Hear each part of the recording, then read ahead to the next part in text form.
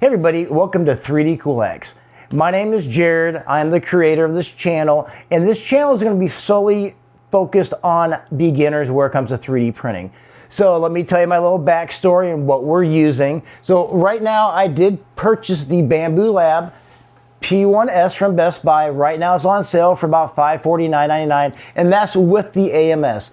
The AMS allows you to do 4 colors. So I've got it all set up. I purchased it on November the 10th. Finally hooked it up to find a place for it on November the 20th. And I've been printing for the last month and a half, and I've had a lot of very bad lessons that I've learned really quick.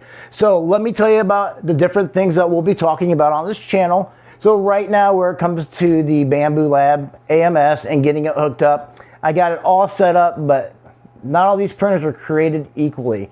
So when I first got this, I thought it was going to be nice and simple, and I screwed up, forgot to take out one screw, and it took me about 3 hours. They said 15 minutes to set up.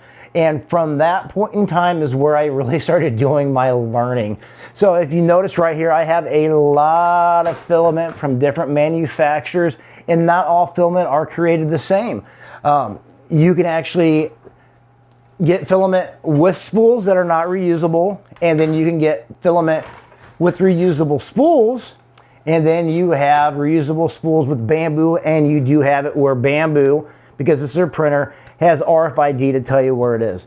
So I've learned a lot of these tricks, and I want to let you know what these tricks are. So the first thing that you want to do where it comes to getting your bamboo printer set up is you want to do simple modifications. And what I mean by simple modifications, you need to print yourself a really big poop bucket. So if you notice, there's a lot of filament in there. I've been printing from day one from start, from morning, noon, and night, and this is the first time I have not had this printed. So right here, the first thing you'd really want to do is actually get a poop bucket. And then the other thing you want to do is how to maintain this. But the things that I have found for maintaining is I've actually purchased some alcohol prep wipes. So I clean my plate between every print. Glue sticks for little small prints. You have it to the point where I'm using acetone. This is the best thing I've actually found for the original bamboo print, where you have to worry about acetone where it comes to certain other printing plates.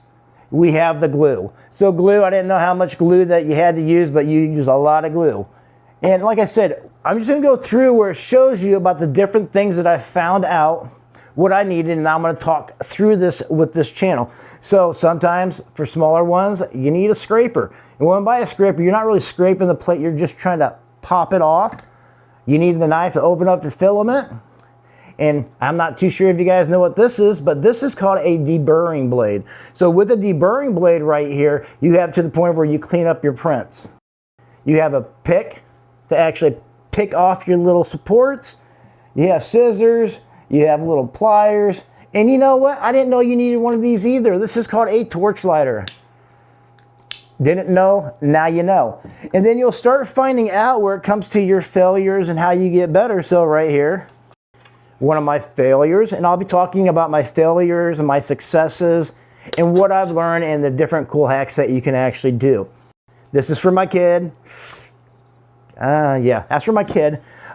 Then you have it to the point of where one of my next videos I'll be producing is for this Waze 4 camera. So I decided to actually purchase this camera because the camera they don't show you on this particular bamboo printer, it does time lapse. And where it comes to time lapse, it's not the best video. Plus you get 1 to 10 second videos. This will actually allow me to actually record the video full on 24/7 and then do my own time lapse.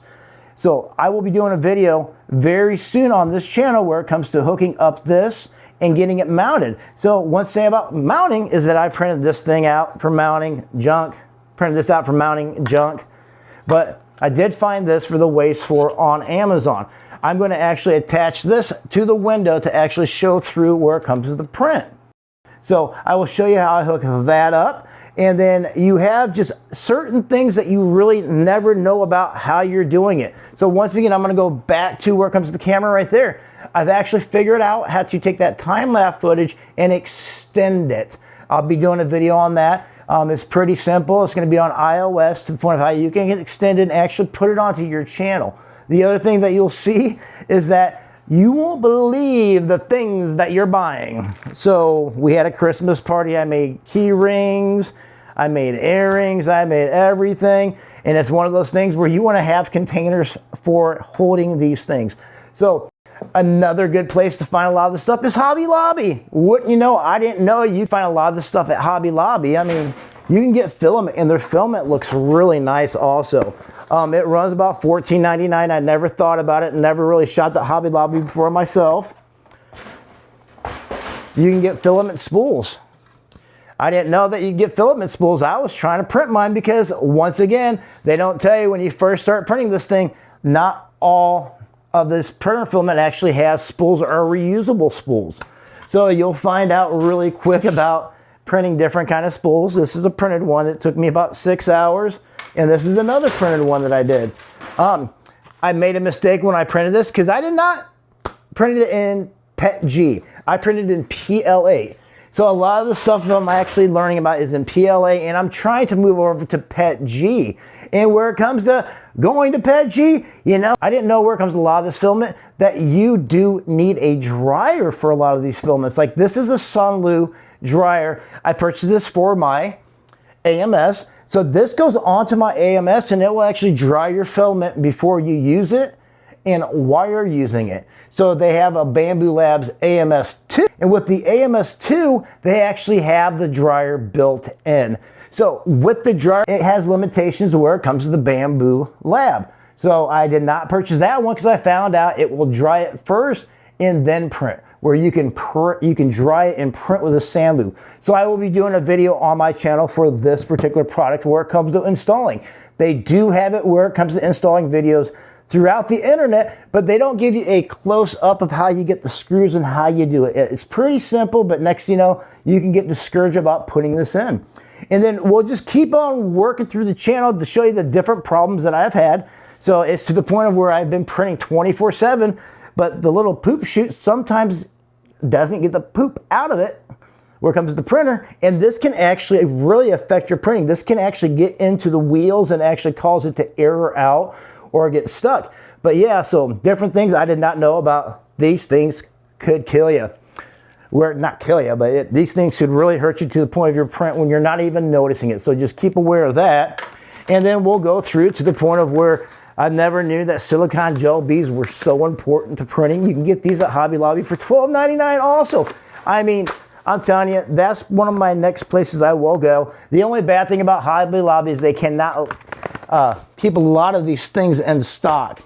And the other things I found where it came to a lot of these 3D printers is not everything's made equally. So you got Eastern. I picked this up because I like the brown. I have Overture, which is a very nice color right here. I like this one, but these come onto regular spools and you cannot put this in your AMS a lot of times, or sometimes this hole doesn't even match up to your other stuff. So you have to print something to go around here if you don't mess up your printer, or you can rip these bad boys apart because on the inside, they have it to the point of where you can attach them to a reusable spool and not worry about damaging your printer. Once again, I did not know that. Trying to save you some money right there because that was very humbling for me when I found that out. And through this process, once again, I'm going to go back to PetG. So then I got into PetG. So PetG has it to the point of where this is made out of two different filaments. It's made out of PLA, and it's actually made out of a blend of PLA and ABS. So ABS, it actually helps where it comes to heat resistance and UV rays. So that would be the benefit of printing with this, but once again, if you use this, you have to have a dryer to print it or it's really sticky. Didn't know that, cost me more money. Once again, this is $119 for this right here. It's a little bit of investment, but I wanted to go there to the point of actually making better 3D prints. And then the last and most part of everything is that you have storage, you have different accessories that you can buy with this, and you can actually start just really improving your prints to the point of everything. So 4 colors is great. It's a little bit harder to print with 5 or 6 colors and do modifications. But I'm going to show you through this channel once again my struggles, my wins, and my cool hacks. And it's all going to be focused on 3D, about the issues I've had or the successes I've had. This is not my first YouTube channel. I do have a channel that's called Kool Hacks with a K, once again, like this one is called. And you can see a little bit more about myself if you'd like to check out that channel. Like and subscribe, it would be great. And like and subscribe to this channel. I hope this video helped you out to the point of where what I'm thinking about doing with this and actually helping you get through all these little things that I've actually struggled through, and actually just getting this where it's going to be as cheap as possible, where you can do a lot of things where it comes to nice prints, bad prints, good prints, every kind of prints you can do. But once again, you guys, thanks for watching. Like and subscribe, and I'll be looking forward to bringing you the video where it comes to installing this camera, installing this dryer on this AMS, and actually just showing you the different tips and tricks of actually making your 3D printing better and easier, and you won't be wasting so much money on the wrong things to buy. But thanks again, everybody. I'll see you in the next video. Peace out.